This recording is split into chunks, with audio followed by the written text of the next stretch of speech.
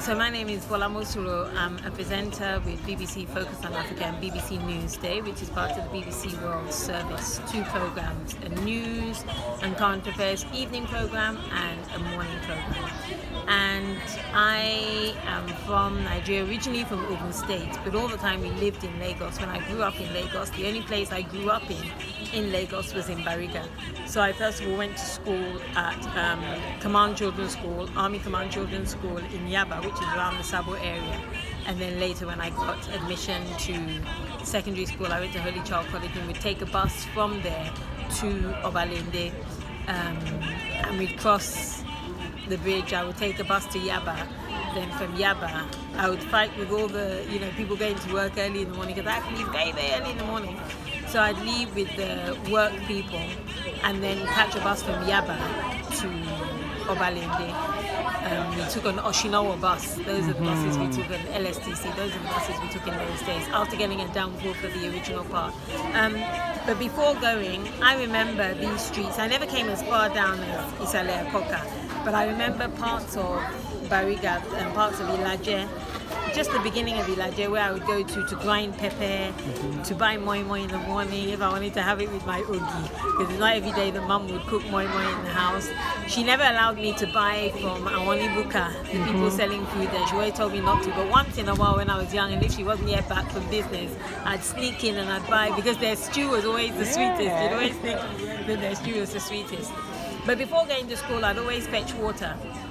And it's sad to see that despite all the years, we're talking between 30 to 40 years, nothing has changed.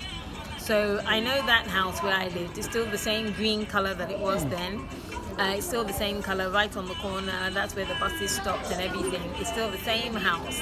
But at the time when I was growing up, there was no water inside the house. So there used to be a borehole around it. So now for me, I would fetch water before going to school from that borehole, and I'd fill all the buckets, because we used to fill kegs on a routine, regular basis, and the kegs would be in the house. But you know how it is for daily use. You would then fill buckets.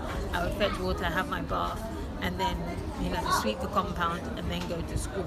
And it's sad to say that a lot of places around here still don't have running water. It's very, very sad to see.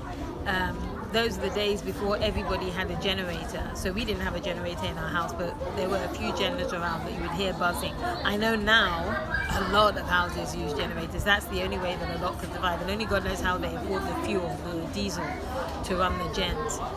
Because the sound, there's noise pollution with the generators everywhere, and that hasn't changed. And it's sad to see, especially where I compare where I live in the UK, where light, water, you take it for granted. You turn the tap, water comes out, you switch the light, switch the switch, and you can iron your clothes when you want to, watch TV when you want to do. Why is it that we in Nigeria can't have the same thing? So it's sad to see that youngsters here in Isale Akoka, they're fishing instead of going to school.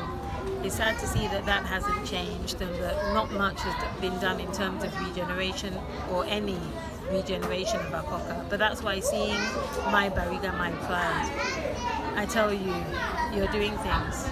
And Shilm and the rest of the team, I just have to say well done.